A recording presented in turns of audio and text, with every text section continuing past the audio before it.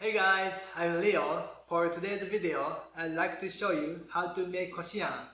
There are mainly two kinds of anko in Japan, which means bean paste. One is Koshian, which means strained bean paste, and the other one is tsubuan, which means bean paste with half of the beans in bean shape. Have you watched the previous video on how to make Daifuku mochi?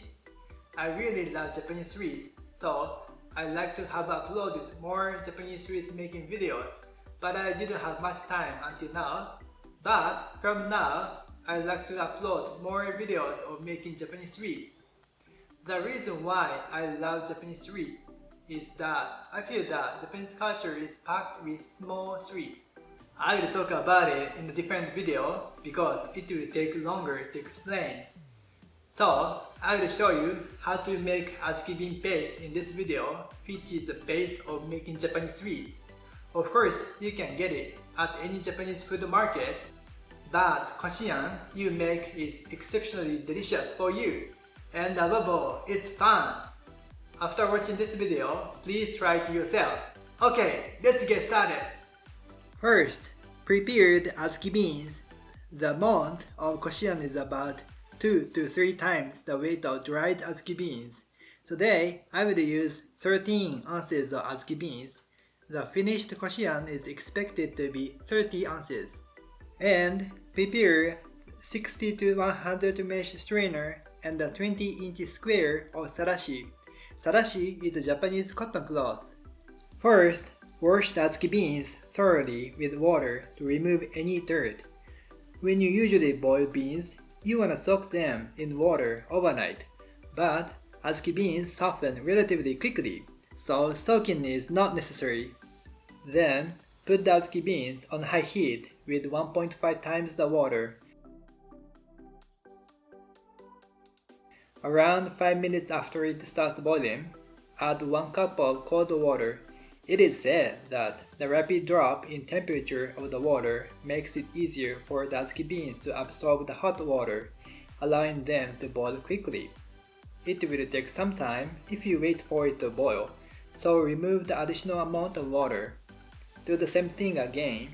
When it begins to boil again, drain the water. By doing this, you can remove the astringent component of Adzuki beans that have dissolved into the water to some extent. The Adzuki beans at this time are a little wrinkled and not yet soft. Then, add about 3 times as much water as Adzuki beans and put on high heat. When it comes to a boil, reduce the heat. If the beans are boiled too much with strong heat, the beans will lose their shape. You don't have to worry so much when you make Koshian, but be careful when you make tsubuan, because you want to keep the shape of the beans. Next, continue to cook for 40 minutes to 1 hour. When the beans absorb water and grow, and the water evaporates, add water occasionally to soak the whole bean. If the beans come up to the surface of the water, they will not become soft and will cause uneven boiling. This is the boiled state after 30 minutes. You can see that the Adzuki beans gradually expand and absorb water. I boiled it for another 30 minutes. I will show one of the ways to check the beans. Try crushing the well-chewed beans with your fingers. If you can easily crush it completely, the boiling process is complete. If the bean core is still hard, boil it further. Place a large mesh strainer in a large bowl and transfer the beans to the strainer. Use a spatula to crush the beans and separate the skin from the contents. Some contents are around the skin. So next, soak the strainer in a bowl of water and strain any beans that remain in the strainer. Rinse thoroughly so that all beans are soluble in water. The remaining skin is no longer used and can be discarded, or it may be composted. The left one is the first strained beans, and the right one is the beans strained with water. Mix the two in one bowl. Next, strain the bean soup that had been strained earlier into a 60 to 100 mesh strainer. It will take time. It is poured with water, gently stirred with a spatula, and strained. Once plenty of water is in the bowl, it can be strained by dipping half the strainer in water and straining. Gradually, only hard bean pieces of the skin will remain in the strainer. Leave the filtered water for about 5 minutes to precipitate the beans. This cloudy color should be removed. Throw away just the spiritant. Then add a decent amount of water again vigorously. Since this water is also thrown away, the amount is not important. Repeat this a couple of times. The color looks like this after 3 times. The water should be clear and you should see the beans precipitate. Then, finally, separate the beans from the water. Lay the thoracic cloth on top of the strainer and pour the bean water over it. Using the thoracic, you can separate water and beans thoroughly. Wait a few minutes for the water to soak.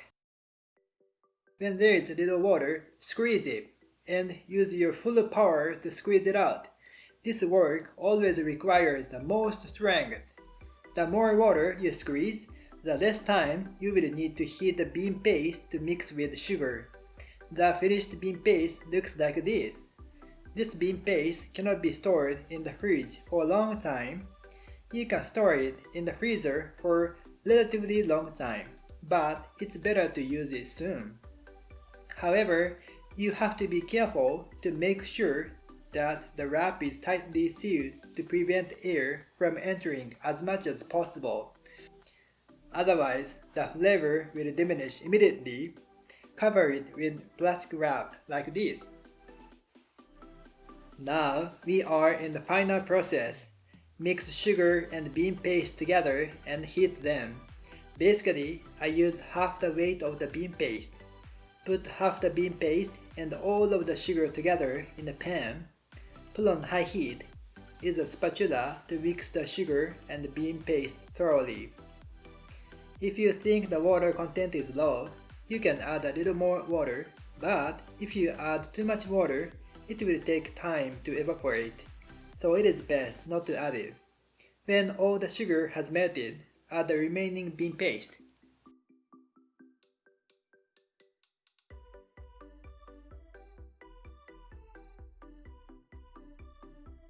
A point here is that everyone is afraid of burning, so turn the heat down or stir it all the time. It becomes a sticky bean paste and the taste is no longer refined. Just stir the bottom of the pan with a spatula when necessary so that it doesn't burn. Let's put the heat on once at high heat so as to avoid mixing as much as possible. It's difficult at first, but you'll get used to it. When it comes to a boil, touch the pan like this to prevent it from burning. It still looks thick and moist, but bean paste hardens as it cools, so it's time to finish the heating process. When you turn off the heat, spread the bean paste on the pan bottom. During the cooling process, residual heat removes some water. Here is what has been cooled to room temperature. You can see that it is hotter than when it was hot. I will wrap it from now on.